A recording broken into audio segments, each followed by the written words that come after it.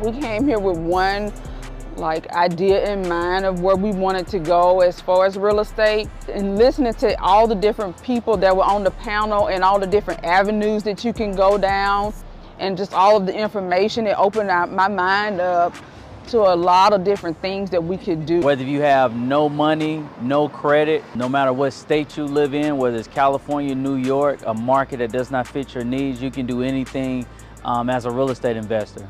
What stuck with me the most as it related to this event was just the exposure to, all the different unique strategies people are utilizing in real estate. Networking, getting to meet people, local people that's not from here, and just the education, the knowledge that was put out today, it was awesome.